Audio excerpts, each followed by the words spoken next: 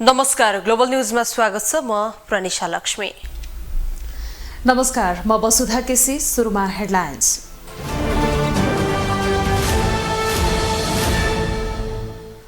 उपनिर्वाचनमा साझा उम्मेद्वारलाई जिताउन सत्ता गठबन्धनका 5 दलको संयुक्त अपील। पार्टी पंक्तिलाई एकीकृत रूपमा परिचालन हुन निर्देशन। सरकार गठनको 100 दिन पुग्नै लाग्दा समेत प्रदेश सरकार अपूर्ण। केन्द्रको समस्या दोहोरियो। बजेट निर्माण प्रक्रिया समेत अलन्योलमा। मिटर ब्याज पीडित र सरकार बीचको सहमतिको मसी नसुक्दै अर्का समूह काठमाडौँमा। समस्या र माग समान, राजनीतिक चलखेलको आशंका। फौजदारी अभियोगको सामना गर्न न्युयोर्क पुगे अमेरिकी पूर्व राष्ट्रपति ट्रम्प। सुनवाईका लागि न्यायाधीश समक्ष प्रस्तुत गरिने तयारी।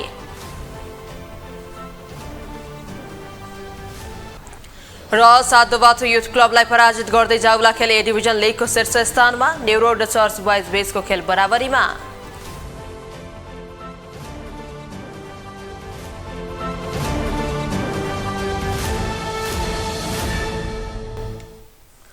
ग्लोबल न्यूज अब विस्तारमा। वैशाख 10 गते हुने उपनिर्वाचनका लागि सत्ता गठबन्धनका साझा उम्मेद्वारलाई जिताउन 5 दलले संयुक्त अपील गरेका छन्। चुनाव अघि गठबन्धन बेउतिएपछि सरकार निर्माणमा उभिएका 10 दल मध्ये 5 दल मात्रै उपनिर्वाचनका लागि साझा उम्मेद्वार जिताउन एक ठाउँमा उभिएका हुन्। 5 दलले जारी गरेको विज्ञप्तिमा नेकपा माओवादी केन्द्रबाट अध्यक्ष तथा प्रधानमन्त्री पुष्पकमल दाहाल प्रचण्ड, कांग्रेस सभापति शेरबहादुर देउवा, नेकपा एकीकृत समाजवादीका अध्यक्ष माधव कुमार नेपाल, जसपा अध्यक्ष उपेन्द्र यादव र लोसपाका अध्यक्ष महन्त ठाकुरले साझा उम्मेद्वारलाई जिताउन लाग्ने उल्लेख गरेका छन्। साथै गठबन्धन दलका आधिकारिक उम्मेद्वारलाई विजयी गराई निर्वाचनलाई परिणाममुखी बनाउन गठबन्धन दलका पार्टी पंक्ति एकीकृत रूपमा परिचालित हुन निर्देशन समेत दिएका छन्। गठबन्धनमै रहे पनि जनमत पार्टी, जनमोर्चा, नागरिक उन्मुक्ति पार्टी लगायतले भने हस्ताक्षर गरेका छैनन्। सत्ता गठबन्धनको तर्फबाट तनहुँ 1 मा नेपाली कांग्रेसका गोविन्द भट्टराई, चितवन 2 मा नेपाली कांग्रेसका जितनारायण श्रेष्ठ, बारा 2 मा जनता समाजवादी पार्टीका उपेन्द्र यादवको उम्मेदवारी रहेको शीर्ष नेताहरूले संयुक्त हस्ताक्षर गरेर घोषणा गरेका छन्।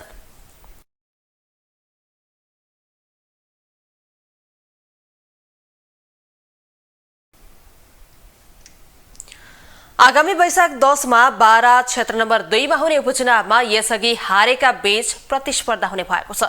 विशेष गरी बारा 2 मा उपेन्द्र यादव र महेश खरेल बीच रोचक प्रतिस्पर्धा हुने देखिएको छ। मंसिर 4 मा भएको आम चुनावमा विभिन्न निर्वाचन क्षेत्रमा पराजित भएकाहरू नै चुनावी प्रतिस्पर्धामा उत्रिएका छन्। उपनिर्वाचनका लागि 36 जनाको उम्मेदवारी परेको छ। यसैले यहाँ हुने उपनिर्वाचन रोचक हुने देखिएको छ। बारा क्षेत्र नम्बर 2 मा आगामी वैशाख 10 गते हुने उपचुनावका लागि 36 जनाको उम्मेदवारी परेको छ। सोमबार सदरमुकाम कलैया स्थित मुख्य उपनिर्वाचन कार्यालय पुगेर उनीहरूले उम्मेदवारी दर्ता गरेका हुन्। उम्मेदवारी दर्ता गर्ने मध्येका अधिकांश उम्मेद्वार यसअघि मंसिर 4 मा भएको आम चुनावमा विभिन्न क्षेत्रमा पराजित भएका उम्मेद्वार रहेका छन्। अर्थात् अर्को अर्थमा भन्दा 12 हरुवा नेताहरूको चुनावका रूपमा हेरिएको छ।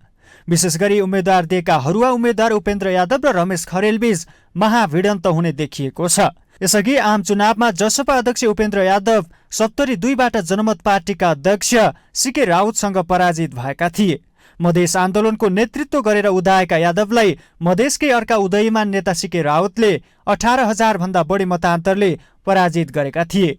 अध्यक्ष यादव गत मंसिर 4 मा नै बारा 2 बाट चुनाव लड्ने चर्चा थियो। तर नेकपा एमालेसँग गठबन्धन गरेको जसपाले अध्यक्ष यादवलाई सप्तरी क्षेत्र नम्बर 2 मा उम्मेद्वार बनाएको थियो। अहिले बारा 2 मा यादव समुदायको बाहुल्यता भएकोले अध्यक्ष यादवले आफूलाई सुरक्षित ठानेर यो क्षेत्रमा प्रतिस्पर्धा गर्न लागेको बताइएको छ। त्यस्तै सत्तारूढ गठबन्धनका 2 ठूला दल नेपाली कांग्रेस र माओवादीको साथ पाएका यादव बलियो उम्मेदवारी रहेको जसपा नेताहरू बताउँछन्। मधेसको यस्तो उठाउने जुन प्रकारले जुन कोसिस गर्नुभयो त्यसको देन हो कि यहाँ मधेसी जनताले उहाँले बोलाएको छ र उपेन्द्र यादव अहिले 5 दलीय गठबन्धनका उम्मेदवार हुन्।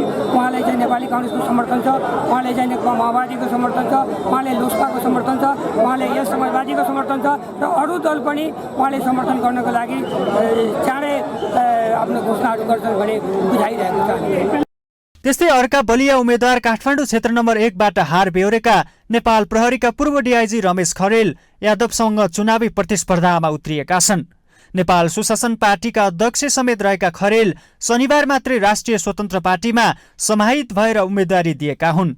खरेल गत मङ्सिरको चुनावमा काठमाडौँ क्षेत्र नम्बर 1 मा 5औं स्थानमा रहेका थिए। काठमाडौँ 1 का मतदाताले खरेललाई 3000 आसपासमा मत दिएका थिए। देशमा कानुनी राज्यको विकल्प छैन। देशमा सामाजिक न्याय हिमाल पहाड तराईका मेरा दाजुभाइ दिदीबहिनीहरूलाई एउटा सामाजिक न्याय हामीले दिन सकेनौँ भने यो हाम्रो नेपाल आमा नेपाल राष्ट्र जोगिने हुन् कि नहुन् भन्ने कुरामा एउटा क्वेसन मार्क आएको छ।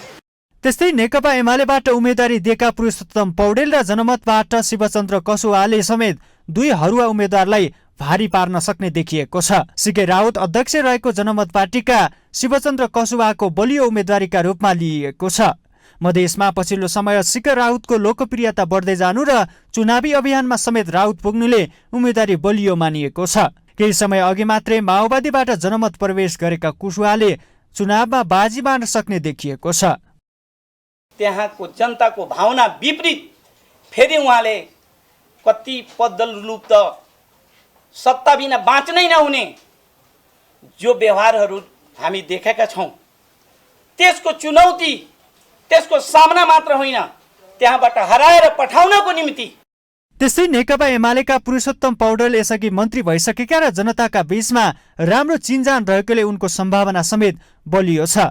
यद्यपि पछिल्लो समय नेकपा एमालेले हार्ने उम्मेद्वारलाई चुनावमा प्रयोग गरिरहेको छ।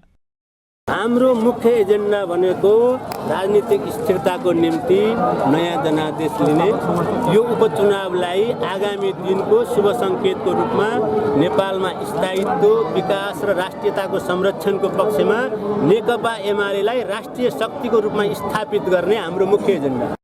उनीहरूका अलावा नेमकिपाबाट मुक्ति यादव आम जनता पार्टीबाट अरुणा गेवालीले केही मत खोज्नेछन्। त्यस्तै 24 जना स्वतन्त्र उम्मेद्वारले समेत उनीहरूलाई अप्ठ्यारो पार्नेछन्। यसअघि मङ्सिर 4 को आम चुनावमा 12 क्षेत्र नम्बर 2 बाट प्रतिनिधि सभा सदस्यमा निर्वाचित भएका रामसहाय प्रसाद यादव चैत्र 3 मा उपराष्ट्रपति भएपछि उक्त निर्वाचन क्षेत्र खाली भएको थियो। ग्लोबल टेलिभिजन HD का लागि क्यामेरामा निर्मल तिमिल सिन्हाका साथमा विनोद विक्रम भण्डारी, काठमाडौँ।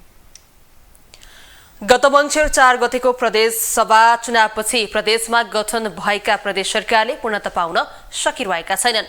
प्रदेश सभाको चुनावपछि पुस तेस्रो साता प्रदेश सरकार गठन भएका थिए, तर सरकार गठनको करिब 100 दिन पुग्ने लाग्दा सातै प्रदेशका मन्त्री परिषदले पूर्णता पाउन नसकेका हुन्। केन्द्रमा प्रधानमन्त्री पुष्पकमल दाहाल नेतृत्वको वर्तमान मन्त्री परिषदको हनीमुन पिरियड सकिएको छ। केन्द्रमा जस्तै प्रदेशमा समेत मन्त्री परिषदको हनीमुन पिरियड सकिने लाग्दा प्रदेश सरकारहरूले पनि पूर्णता पाउन सकेका छैनन्। राष्ट्रपति उपराष्ट्रपति निर्वाचनपछि बदलिएको केन्द्रीय राजनीति समीकरणका कारण प्रदेश सरकारहरू अपूर्ण त छँदैछन्, साथै सरकार सञ्चालनमा समेत अन्यौलता देखिएको छ। 7 मन्त्रालय रहेको सुदूरपश्चिम प्रदेशमा काङ्ग्रेसका कमल बहादुर शाह मुख्यमन्त्री सहित 4 वटा मन्त्रालय आफैसँग राखिरहेका छन्। शाहले माघ 27 मा मन्त्री परिषद गठन गर्दा काङ्ग्रेसका प्रकाश देउवालाई भौतिक पूर्वाधार विकास र एकीकृत समाजवादीका नरेश कुमार शाहीलाई आर्थिक मामिला मन्त्रीको जिम्मेवारी दिएका थिए। मुख्यमन्त्री शाहले आफूलाई विश्वासको मत दिएका माओवादी र नागरिक उन्मुक्ति पार्टीलाई सरकारमा समावेश गर्न सकेका छैनन्। नेकपा एकीकृत समाजवादी अहिलेको सरकारमा सहभागी हुने कुराहरूमा, अहिलेको गठबन्धनमा रहने कुराहरूमा त्यहाँ त केही न केही पावर सेयरिङको कुराहरू छ। त्यो पावर सेयरिङ पार्टीको केन्द्रले निर्देशन त हामीलाई गर्छ नै, अनि त्यसको स्वाभाविक रूपमा तल प्रभाव असर रहन्छ नि त। यो सबै पार्टीमा त्यो रहने भयो। त्यसकारण केन्द्रको पावर सेयरिङ कसरी जान्छ अथवा कसको स्ट्याटस अथवा पोजिसन के रहन्छ त्यो कुराहरू चाहिँ प्रदेशमा पनि हुने हुनाले त्यसले चाहिँ केही ढिलो भएको। सत्ता गठबन्धनमा भागभण्डा नमिल्दा बागमती प्रदेश सरकार पनि अपूर्ण छ। चैत 12 मा एमालेका मन्त्रीहरूले राजीनामा दिएपछि माओवादी नेतृत्वको मन्त्री परिषद 4 सदस्यमै सीमित छ। मुख्यमन्त्री शालिग्राम जमरकट्टेलले 5 मन्त्रालयको जिम्मेवारी सम्हालिरहेका छन्। यता गण्डकी र लुम्बिनीमा माओवादी बाहिरिएपछि एमाले नेतृत्वको सरकार अल्पमतमा परेको छ। गण्डकीमा चैत 10 मा माओवादीले र लुम्बिनीमा चैत 12 मा माओवादी जसपा र जनमतले सरकारलाई दिएको समर्थन फिर्ता लिँदै आफ्ना मन्त्री फिर्ता बोलाएका थिए।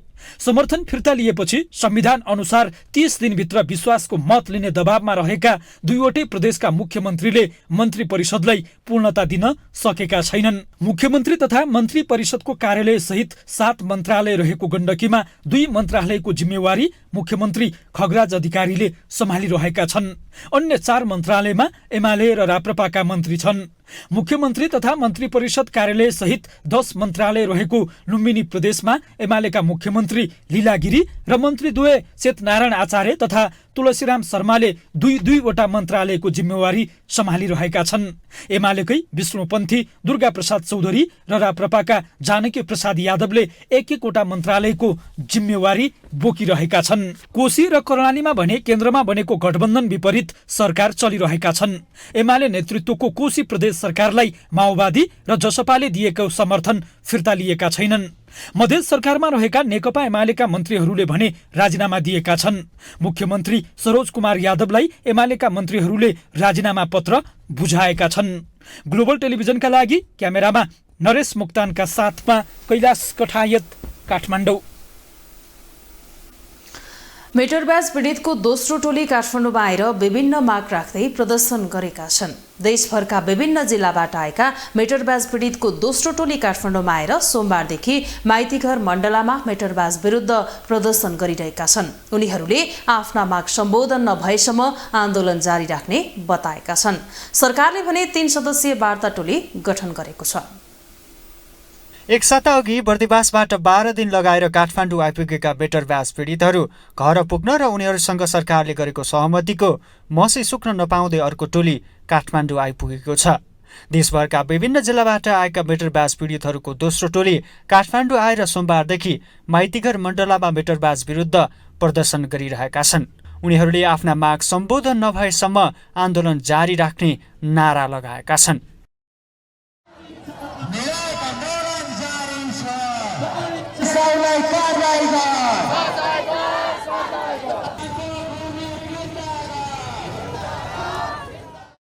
उनीहरूले माइतीघर मण्डलाबाट भद्रकालीसम्म विरोध र्याली गरेर सिंहदरबार अगाडि विरोध कार्यक्रम समेत गरेका छन्। मेटर ब्याजी पीडितहरूले मेटर ब्याज विरुद्ध अदालतमा दायर गरेका मुद्दा खारेज गर्नुपर्ने, सरकारले पीडितको पक्षमा तत्काल कानून बनाउनु पर्ने, जाली तमसुकहरू खारेज गरिनुपर्ने, पीडितका नाममा झुटा मुद्दा लगाएर जारी भएका पक्राउ पूर्जी खारेज हुनुपर्ने, झुटा मुद्दा लगाएर थुनामा रहेका पीडितहरूलाई तत्काल रिहाई गर्नुपर्ने लगायतका माग राखेका छन्।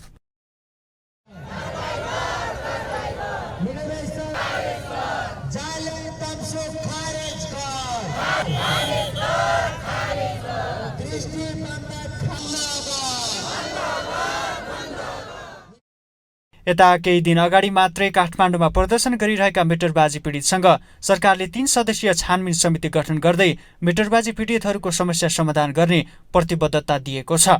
सरकारले मेटरबाजी पीडितका समस्या दीर्घकालका लागि समाधान गर्ने गरी तयारी गरिरहेको सरकारकी प्रवक्ता रेखा शर्माले बताएकी छन्। पूर्व न्यायाधीश गौरीबहादुर कार्कीको नेतृत्वमा पूर्व एआइजी उत्तमराज सुवेदी र पूर्व प्रहरी नायक पूर्व गणेश बाबु अर्याल 3 सदस्यीय समिति बनेको छ। 3 महिनाको समयावधि दिएको छ र यसको कार्य क्षेत्राधिकार चाहिँ यसलाई बुझ्ने लामो गर्ने भन्ने भन्दा पनि ठोस र मूर्त रूपमा त्यहाँ मेटरबाजीहरूको समस्याहरू कहाँ कसरी ठगिएका छन्, त्यसमा एक्चुअल समस्या के छ भन्ने विषयमा एकदमै यसलाई एक्सनमा जाने गरेर तत्काल रिपोर्ट ल्याउने गरेर 3 महिनाको समय दिएको छ।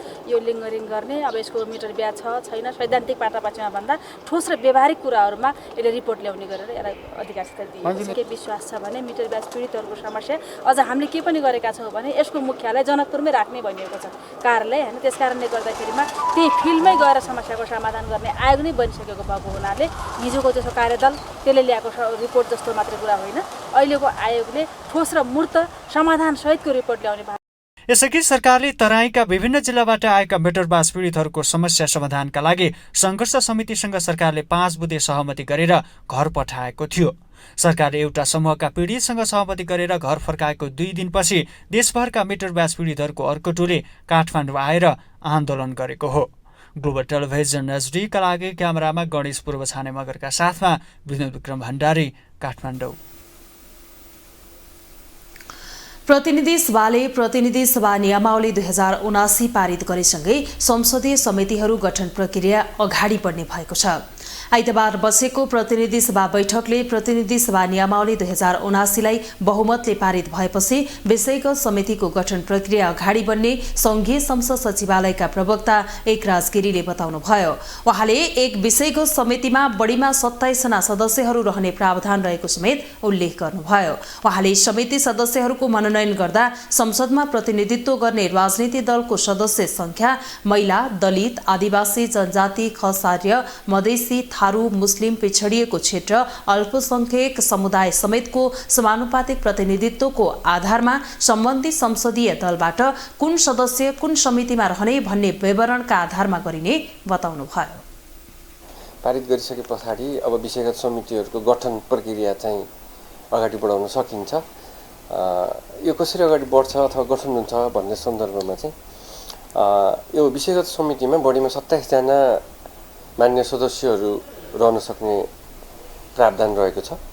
यसरी यसमा छनौट गर्ने चाहिँ अब अथवा समितिमा मनोनयन गर्दा सदनमा प्रतिनिधित्व गर्ने राजनीतिक दलको सदस्य सङ्ख्या महिला, दलित, आदिवासी, जनजाति, खस आर्य, मधेसी, थारू, मुस्लिम, पिछडिएको क्षेत्र, अल्पसंख्यक समुदाय समेतको समानुपातिक प्रतिनिधित्वको आधारमा सम्बन्धित संसदीय दलबाट कुन माननीय सदस्य कुन समितिमा रहने भन्ने एक खालको विवरण प्राप्त हुन्छ। उहाँले प्रतिनिधि सभा नियमावलीले समितिमा महिला सांसदहरूको समानुपातिक प्रतिनिधित्व हुने कुरालाई सुनिश्चित गरेको समेत बताउनुभयो। त्यसै विषय विज्ञलाई सम्बन्धित समितिमा राख्ने गरी दलहरूबाट विवरण प्राप्त हुने उहाँको विश्वास थियो। विषय विज्ञलाई समितिमा राख्दा समितिको काम प्रभावकारी हुने उहाँले उल्लेख गर्नुभयो। प्रधानै महिला सांसदको पनि समानुपातिक प्रतिनिधित्व हरेक समितिमा हुने सुनिश्चितता न्यायालयले गरेको छ। सोही आधारमा नै सिफारिस सम्बन्धित दलबाट सिफारिस हुने भइ नै हाल्छ भने विषय विज्ञको कुराको सन्दर्भमा चाहिँ कस्तो हुन्छ भने अब जो सभाको सदस्य त्यो विषयमा रुचि राख्नुहुन्छ पक्कै पनि सोही समितिमा नै उहाँको विवरण आउला अथवा उहाँ पर्नुहोला भन्ने अपेक्षा त गरिएकै नै हुन्छ। नियमावलीका अनुसार प्रतिनिधि सभामा अर्थ समिति, अन्तर्राष्ट्रिय सम्बन्ध र पर्यटन समिति, उद्योग तथा वातावरण र श्रम तथा उपभोक्ता हित समिति, कानून न्याय तथा मानवाधिकार समिति र कृषि सहकारी तथा प्राकृतिक स्रोत समिति गठन हुनेछ। त्यसैगरी महिला तथा सामाजिक मामिला समिति, राज्य व्यवस्था तथा सुशासन समिति, पूर्वाधार विकास समिति, शिक्षा, स्वास्थ्य तथा सूचना प्रविधि समिति र सार्वजनिक लेखा समिति पनि गठन हुनेछ।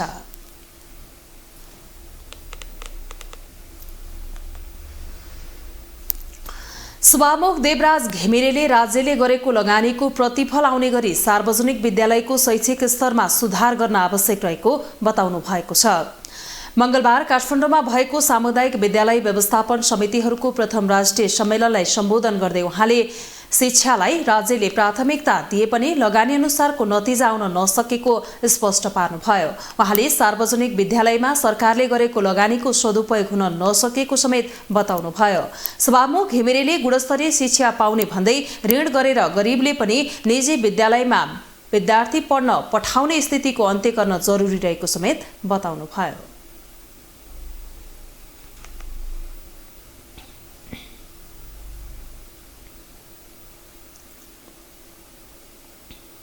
तर त्यसमा भएको लगानीको प्रतिफल हामीले पाउनमा के कुराहरू जिम्मेदार रहेका छन् भन्ने कुरा पनि त्यतिकै छलफलको जरुरी छ।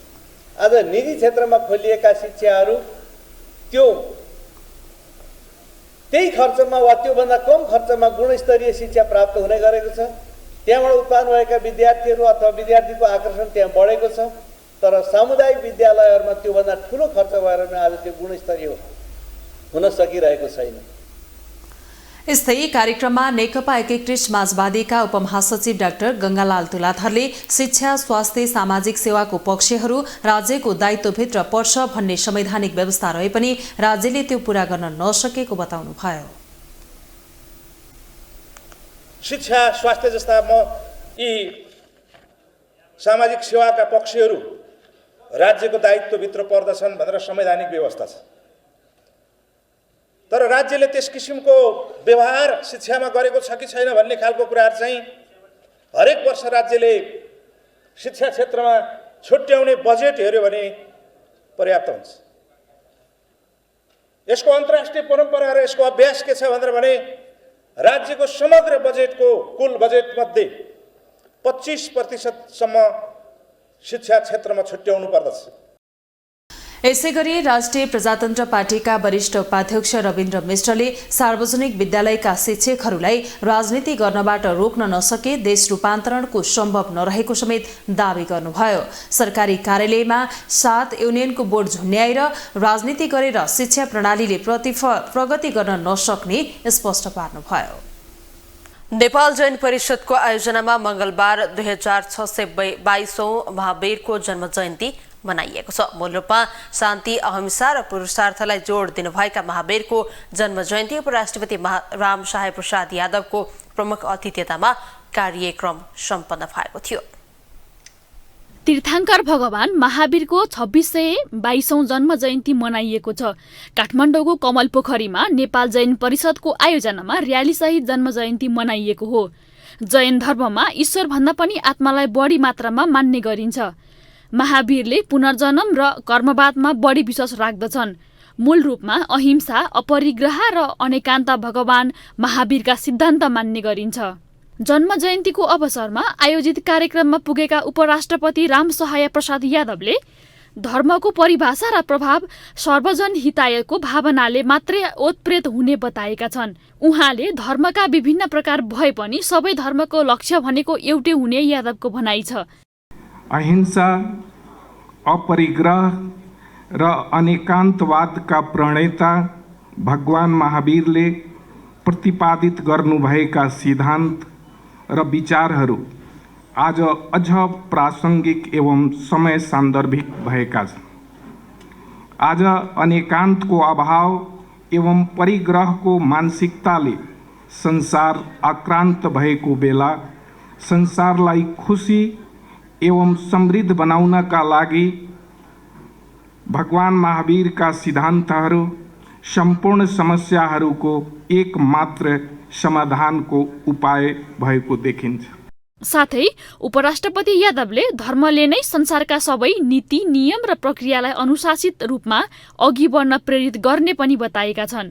महावीरका अहिंसा, एकान्त, अपरिग्रहहरू सिद्धान्त सामाजिक जीवनमा आज पनि उत्तिकै सान्दर्भिक रहेको भन्दै उपराष्ट्रपति यादवले महावीरका उत्कृष्ट सिद्धान्तलाई अनुसरण गर्दै धर्म, संस्कृति, समाजसेवाका माध्यमबाट आफ्नो सकारात्मक छाप छोड्न उनका अनुयायीहरू सफल रहेको बताए। नेपालमा जैन धर्मावलम्बीहरू प्राय सबै ठाउँमा विभिन्न समुदायका बीचमा मिलेर बसेका छन्। जहाँ रहे पनि भगवान महावीरका उत्कृष्ट सिद्धान्तहरूलाई अनुसरण गर्दै धर्म, संस्कृति र समाज सेवाका माध्यमबाट आफ्नो सकारात्मक छाप छोड्न सफल रहेका छन्। मूल रूपमा शान्ति, अहिंसा र पुरुषार्थलाई उनले विशेष जोड दिएको पाइन्छ। महावीर जयन्तीका अवसरमा अहिंसा परोधर्म हो, हिंसा नगरौं जस्ता ब्यानर र प्लेकार्ड बोकेर प्रभात फेरी शोभायात्राले नगर परिक्रमा गरेको थियो। भगवान बुद्ध र महावीर समकालीन रहन्छन्। राजकीय सुख सुविधा त्याग गरी उनले 30 वर्षको उमेरमा कठोर साधना गरेको बताइएको छ।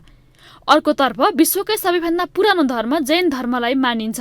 यस धर्मका संस्थापक भने ऋषभदेवलाई मानिन्छ, जो पहिले तीर्थकर र उनी भारत चक्रवर्ती सम्राटका पिता पनि थिए। ग्लोबल टेलिभिजनका लागि क्यामेरामा निर्मल तिमल सिन्हाका साथमा जुनिसा कोइराला, काठमाडौँ। राजधानी काठमाडौँ आसपासका क्षेत्रमा मोटरसाइकल चोरी बढ्न थालेको छ। व्यक्तिगत लापरवाहीका कारण चोरी बढेको नेपाल प्रहरी बताउँदै आए पनि सर्वसाधारण भने ठाउँ अनुसारको पार्किङको समस्या भएको बताउँदै आएका छन्। सवारी साधन चोरी हुनु र चोरी भएको सवारी साधन समयमा नभेटिनुले ट्राफिक प्रहरीको कार्यक्षमतामै प्रश्न समेत उठ्ने गरेको छ। राजधानीमा मोटरसाइकल र स्कुटर गरी दुई पाङ्ग्रे सवारी साधन अत्याधिक मात्रामा चोरी हुन थालेको छ। त्यसमध्ये केही व्यक्तिको लापरवाहीले चोरी भएका छन् त केही भने सुरक्षा निकायको लापरवाहीले अनुसन्धानमा हुने ढिलाइले दुई पाङ्ग्रे सवारी साधन हराउने गरेको पीडितको गुनासो छ। तर ट्राफिक प्रहरी भने व्यक्तिगत लापरवाहीले हराउने गरेको बताउँदै आएको छ। ट्राफिक प्रहरीका अनुसार 2079-80 को तथ्याङ्क अनुसार काठमाडौँमा मात्रै 1258 वटा मोटरसाइकल हराएको निवेदन दर्ता भएका छन्। फागुन महिनामा मात्र 173 मोटरसाइकल चोरी भएको रेकर्ड प्रहरीसँग छ। यसै महिनामा पनि 64 वटा सवारी चोरी भए पनि अझै निवेदन दर्ता हुने क्रम रोकिएको छैन। ट्राफिक प्रहरी भने अनुसन्धान गर्दै गरेको र कतिपय चोरलाई कानूनी कारबाही गरेको बताउँदै आएको छ। झन्डै अब 372 वटा मोटरसाइकलहरू फेला परेर धनीलाई जिम्मा लगाइएको छ। अब यसमा आफ्नो स्रोत साधन र जनशक्तिले त्यसले चाहिँ भ्याएसम्म अप्टिमम प्रयास गरेर प्रहरीले चाहिँ अनुसन्धान गरेर त्यस्ता चोरी भएका सवारी साधनहरू खोजेर चोर सकेसम्म चोर सहित पक्राउ गरेर कारबाहीमा लैजाने प्रयास गर्छ र फेला परेका सवारी साधनहरू सम्बन्धित धनीलाई जिम्मा लगाइरहेको अवस्था छ। प्रहरीले सक्रियता बढाएको दावी गरेको भए पनि धनीलाई जिम्मा लगाएको संख्या न्यून छ। आर्थिक वर्ष 2077-78 मा 1356 मोटरसाइकल हराएकोमा 419 सवारी साधन भेटाइएको थियो। 2078-79 मा 1604 मध्ये 506 वटा मात्रै पत्ता लगाइएको थियो। 2079-80 मा 1258 मध्ये 372 मोटरसाइकल भेटाइएको तथ्याङ्क छ। तर सर्वसाधारण भने प्रहरीले अपेक्षा अनुसार काम गर्न नसकेको भन्दै कार्यक्षमतामै प्रश्न उठाउँछन्। कानुन के भन्नुपर्छ, म चाहिँ जहाँसम्म लाग्छ कानुन के होला। अब समाज नै यिनीहरूले बिगारिसक्यो क्या, छोडिदिन्छ होइन। अब छोडेपछि अर्को नि समातिहाल्छ नि, पुरा दिनु पऱ्यो नि त दनक उनीहरूलाई होइन।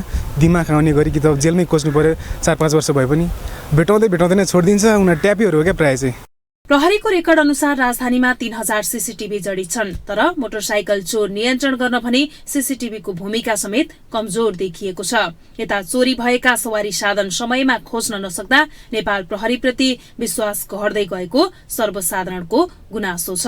ग्लोबल टेलिभिजन HD का लागि क्यामेरामा रूपेश केसीका साथमा सूर्य भट्टराईको रिपोर्ट।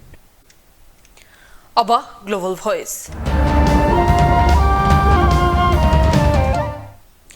पछिल्लो समय काठमाडौँ उपत्यकामा दुई पाङ्ग्रे सवारी साधन चोरी गर्ने गिरोह सक्रिय छ। बिहान दिउँसो वा रातिको जुनसुकै समयमा पनि पार्किङ गरी राखिएका दुई पाङ्ग्रे सवारी साधन मोटरसाइकल स्कुटर चोरी हुने क्रम बढेको छ। घरभित्रैदेखि कार्यालय होस् या सार्वजनिक स्थानमा पार्किङ गरिएका सवारी साधन हराएको घटनाहरूको उजुरीले पनि चोरीको घटना बढेको स्पष्ट देखिन्छ। यसै सन्दर्भमा आजको ग्लोबल भोइसमा हामीले सर्वसाधारण र पीडितलाई सोधेका छौं, दिनहुँ जसो सवारी साधनको चोरी बढ्नुको कारण के होला?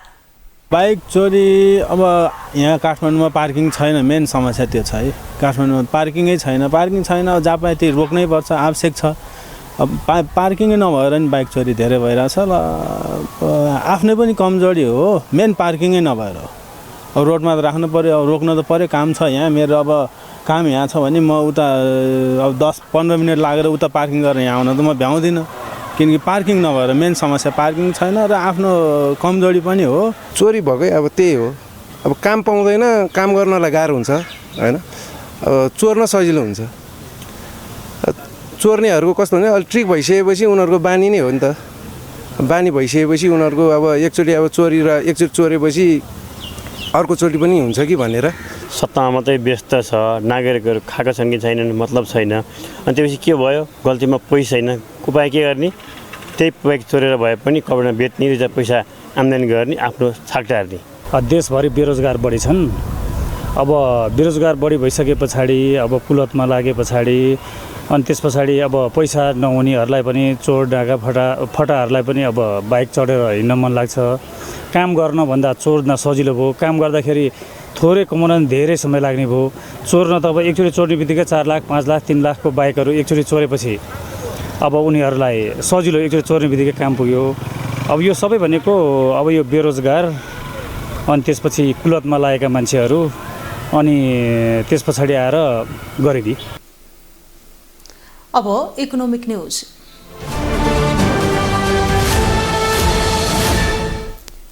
राष्ट्रिय सहकारी महासंघ र भूमि व्यवस्था सहकारी तथा गरिबी निवारण मन्त्रालयको संयुक्त आयोजनामा 2 दिने राष्ट्रिय सहकारी सम्मेलन गर्ने भएको छ। मंगलबार काठमाडौँमा पत्रकार सम्मेलनले महासंघले चैत 23 गतेदेखि 25 गतेसम्म काठमाडौँमा तेस्रो राष्ट्रिय सहकारी महासम्मेलन गर्न लागेको जानकारी दिएको हो। पत्रकार सम्मेलनमा बोल्दै तेस्रो राष्ट्रिय सहकारी महासम्मेलन स्टियरिङ कमिटी सदस्य सचिव चित्रकुमारी थाम्सुहाङ सुब्बाले सहकारीको दिगोपनका लागि सुनियम तथा सुशासन कायम गर्ने मुख्य उद्देश्य रहेको बताउनुभयो। 25 गतेसम्म 7 प्रदेशका सहकारी कर्मी, त्यसैगरी नीति क्षेत्रका प्रतिनिधि, गैर सरकारी सङ्घ संस्थाका प्रतिनिधिहरू, विश्वविद्यालयका प्राध्यापकज्यूहरू, त्यसैगरी ब्याङ्कर र अन्तर्राष्ट्रिय सहकारी अभियन्ताहरूको समेत बाक्लो उपस्थितिमा सहकारीको दिगोपनाका लागि स्वनियमन र सुशासन भन्ने थिमका साथ हामी सम्पन्न गर्न गइरहेका छौँ। त्यस्तै राष्ट्रिय सहकारी महासंघका अध्यक्ष मेन्डाज कण्डेलले सम्मेलनमा नेपालको सहकारी अभियानको अवस्था, वर्तमान समस्या र चुनौतीको विषयमा छलफल हुने बताउनुभयो। उहाँले सम्मेलनमा राष्ट्रिय तथा अन्तर्राष्ट्रिय विज्ञहरूबाट सहकारीका विभिन्न विषयमा कार्यपत्र प्रस्तुत हुने समेत बताउनुभयो। उपलब्धिहरू कहाँ पुगे नेपालको सहकारी अभियानलाई अहिले ठुलो अवस्थामा पुगेको छ र हाम्रा अहिलेको वर्तमान समस्याहरू के हुन्, भावी हाम्रा चुनौतीहरू के हुन्, हामी वृहत रूपमा करिब 12वटा विषयहरूमा हामी छलफल गर्छौँ। कार्यपत्रहरू प्रस्तुत हुन्छ, अत्यन्तै महत्त्वपूर्ण जिम्मेवार व्यक्तिहरूबाट कार्यपत्रहरू प्रस्तुत हुन्छ। त्यहाँ हामी प्यानल स्तरबाट साथीहरूले त्यसलाई पूरक टिप्पणीहरू गर्नुहुन्छ। सहकारी अभियानको दिशा निर्देश गर्नका लागि महासम्मेलनको प्रधानमन्त्री पुष्पकमल दाहालले उद्घाटन गर्ने आयोजकले जनाएको छ।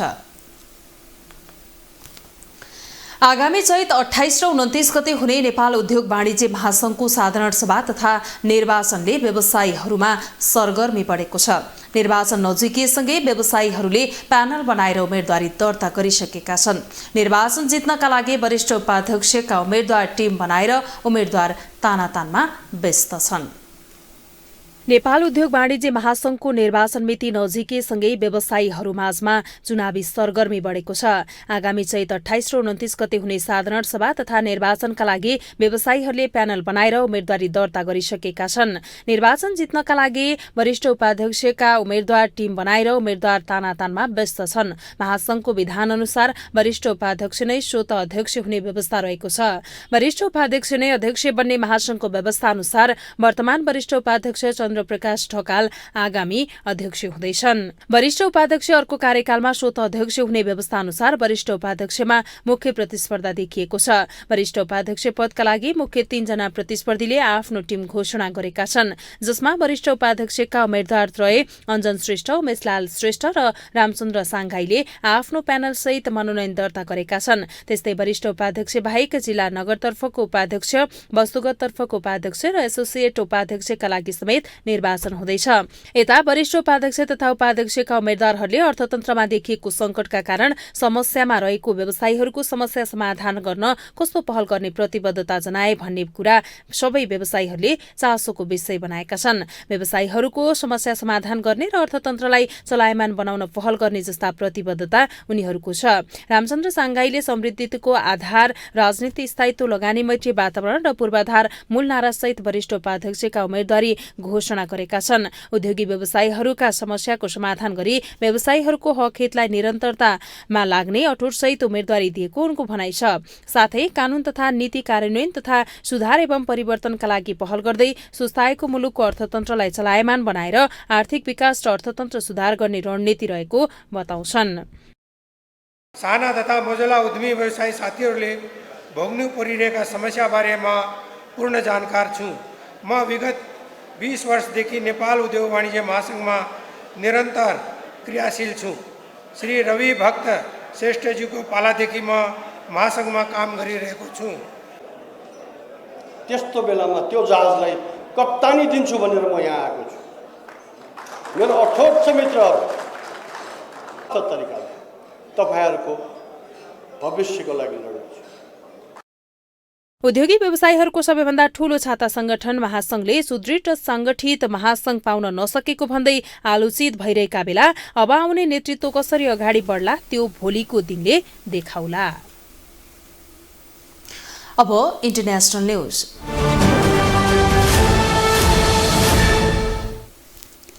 अमेरिकाका पूर्व राष्ट्रपति डोनाल्ड ट्रम्प आफूमाथि लागेको फौजदारी अभियोग सामना गर्नका लागि न्युयोर्क शहर पुगेका छन्। ट्रम्प टावरमा उनले आफ्ना वकिलहरूसँग परामर्श गरिरहेको बीबीसीले जनाएको छ। अमेरिकाका पूर्व राष्ट्रपति डोनाल्ड ट्रम्प आफूमाथि लागेको फौजदारी अभियोग सामना गर्नका लागि न्युयोर्क शहरमा पुगेका छन्। ट्रम्प टावरमा उनले आफ्ना वकिलहरूसँग परामर्श गरिरहेको बीबीसीले जनाएको छ। सन् 2016मा भएको राष्ट्रपति निर्वाचन अघि एकजना फोन स्टारलाई आपसी सम्बन्धको विषयमा मौन रहनका लागि पैसा दिएका, त्यसको भरपाई गर्ने क्रममा फौजदारी अपराध गरेको आरोप ट्रम्पमाथि लगाइएको छ। यस विषयमा म्यानह्याटन जिल्ला न्यायाधिवक्ताले बोलाएको ग्रान्ड जुरीले अनुसन्धान गरी ट्रम्प विरुद्ध अभियोग लगाउन मिल्ने निर्णय गरेको थियो। त्यसपछि म्यानह्याटन अदालतमा ट्रम्प विरुद्ध मुद्दा दायर गरिएको छ। उनीमाथि ठ्याक्कै कस्तो अभियोग लगाइएको हो भनी आजै खुलासा हुनेछ। म्यानह्याटन अदालतमा स्थानीय समयअनुसार सभा 2 बजेतिर नेपाली समयअनुसार भरे मध्यरात ट्रम्प विरुद्धको अभियोगबारे खुलासा गरिनेछ। अदालत परिसरमा ट्रम्प समर्थकहरूले झडप गर्न सक्ने आशंकामा सुरक्षा व्यवस्था कडा बनाइएको छ। म्यानह्याटन अदालत नजिक ट्रम्प समर्थकहरू भेला भइरहेका छन्। तर सन् 2021 को जनवरीमा संसद भवन क्यापिटल हिलमा हंगामा गर्न गएको भिड न्युयोर्क पुगेको नदेखिएको न्युयोर्कका सुरक्षा अधिकारीहरूले बताएका छन्। जर्जिया राज्यको प्रतिनिधित्व गर्ने सांसद मार्जरी टेलर ग्रिनले अदालत नजिक ट्रम्प समर्थक जुलुस निकाल्ने भएकी छन्। ट्रम्प फौजदारी अभियोगको सामना गर्ने पहिलो पूर्व राष्ट्रपति हुन्। उनका वकिलहरूले उनी निर्दोष रहेको जिकिर गर्दै आएका छन्। ट्रम्प स्वयं पनि यो अभियोजन आफूमाथिको राजनीतिक आक्रमण भएको बताउँछन् र आफूलाई चुनाव लड्न नदिनका लागि गरिएको षड्यन्त्र हो भन्छन्। न्युयोर्कमा ट्रम्प महिला म्यानह्याटन जिल्ला न्यायाधिवक्ता आल्भिन बाग्रको कार्यालयमा उपस्थित हुनेछन्। त्यसपछि उनी विरुद्धको अभियोग अदालतमा वाचन गरिनेछ अनि उनले आफू निर्दोष रहेको निवेदन गर्नेछन्। ट्रम्पले फोन स्टार स्टोर्मी डेनियल्सलाई $1,30,000 तिर्नका लागि आफ्ना वकिल माइकल कोहेनलाई आह्वान गरेका थिए। कोहेनले आफ्नो खल्तीबाट उक्त रकम तिरे अनि पछि ट्रम्पसँग पैसा लिए। त्यो पैसा तिर्ने क्रममा ट्रम्पले वकालत खर्च भनी देखाउनु फौजदारी अपराध भएको अभियोजनकर्ताको दाबी छ। निर्वाचन प्रभावित पार्ने त्यो प्रयत्न गम्भीर फौजदारी अपराध भएको जिकिर न्यायाधिवक्ता ब्रागले अदालतमा गर्ने अपेक्षा छ। अमेरिकी सञ्चार माध्यमहरूले न्यायाधीश हुआन मार्सनलाई अदालतभित्र क्यामेराले खिच्न अनुमति दिने अनुरोध गरेका छन्। तर ट्रम्पका कानुनी सल्लाहकारहरूले यसबाट सर्कसको जस्तो वातावरण बन्ने भन्दै त्यसलाई अस्वीकार गरेका छन्। सोमबार राति न्यायाधीश मार्सनले केही फोटोग्राफरहरूलाई अभियोजन प्रक्रिया सुरु हुन अघि तस्बिर खिच्न दिने अनुमति दिने निर्णय सुनाएका छन्। ट्रम्पलाई धरौटीमा रिहा गरिने सम्भावना छ। त्यसपछि उनी फ्लोरिडामा रहेको आफ्नो निवास मार-ए-लागो फर्किनेछन्। त्यहाँ उनले स्थानीय समयअनुसार राति 8:15 बजे सम्बोधन गर्ने कार्यक्रम छ। ग्लोबल टेलिभिजनको लागि एजेन्सीको सहयोगमा विशाल पुरीको रिपोर्ट। अब स्पोर्ट्स न्यूज।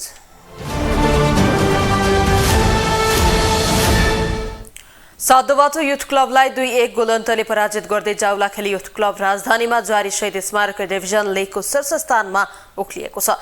ललितपुर स्थित अखिल नेपाल फुटबल संघ एन्फा मुख्यालयको मैदानमा सम्पन्न खेलमा साधुबाटोलाई सुरुवातबाटै दबाव दिएर खेल्दा सुखद नतिजा निकाल्न सफल भएको हो। निकै रोमाञ्चक र प्रतिस्पर्धात्मक बनेको खेलमा जावलाखेलका दुवै टोली विदेशी खेलाडीले गर्दा साधुबाटोका लागि दीपकराज सिंह ठकुरीले सान्तोना गोल फर्काएका थिए। जावलाखेलका लागि फोदे फोफना र एनकोटो मोसाबेले गोल गरेका थिए। यस जितसँगै जावलाखेलको 6 खेलबाट 13 अङ्क छ भने साधुबाटोको 12 अङ्क रहेको छ। लिग अन्तर्गत मंगलबार नै च्यासर मैदानमा भएको खेलमा न्युरो टिम एनआरटी र चर्च बोइज युनाइटेडले 2-2 गोलको बराबरी खेल्दै अङ्क बाँडेका छन्। यस बराबरीसँगै एनआरटीले 6 खेलमा 3 अङ्क जोडेको छ। एनआरटी 13औं स्थानमा रहेको छ। यस्तै स्टार खेलाडीले भरिएको चर्च बोइजले 6 खेलमा 12 अङ्क जोडेको छ। चर्च बोइज तेस्रो स्थानमा रहेको छ।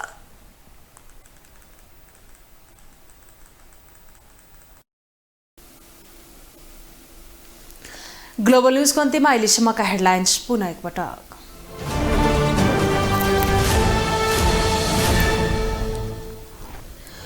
उपनिर्वाचनमा साझा उम्मेद्वारलाई जिताउन सत्ता गठबन्धनका 5 दलको संयुक्त अपिल। पार्टी पंक्तिलाई एकीकृत रूपमा परिचालित हुन निर्देशन। सरकार गठनको 100 दिन पुग्नै लाग्दा समेत प्रदेश सरकार अपूर्ण, केन्द्रको समस्या दोहोरियो। बजेट निर्माण प्रक्रिया समेत अन्यलमा। मेटर ब्याज पीडित र सरकार बीचको सहमतिको मसी नसुक्दै अर्का समूह काठमाडौँमा। समस्या र माग समान, राजनीति चलखेलको आशंका। फौजदारी अभियोगको सामना गर्न न्युयोर्क पुगे अमेरिकी पूर्व राष्ट्रपति ट्रम्प। सुनवाईका लागि न्यायाधीश समक्ष प्रस्तुत गरिने तयारी। र सातोबाट युथ क्लबलाई पराजित गर्दै जाउला खेल ए डिभिजन लिगको शीर्ष स्थानमा। न्यू रोड र चर्च वाइज बीचको खेल बराबरीमा।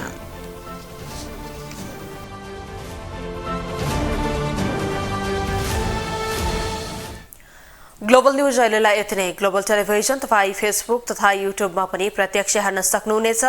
ग्लोबल टेलिभिजन हेर्दै गर्नुहोला। नमस्ते।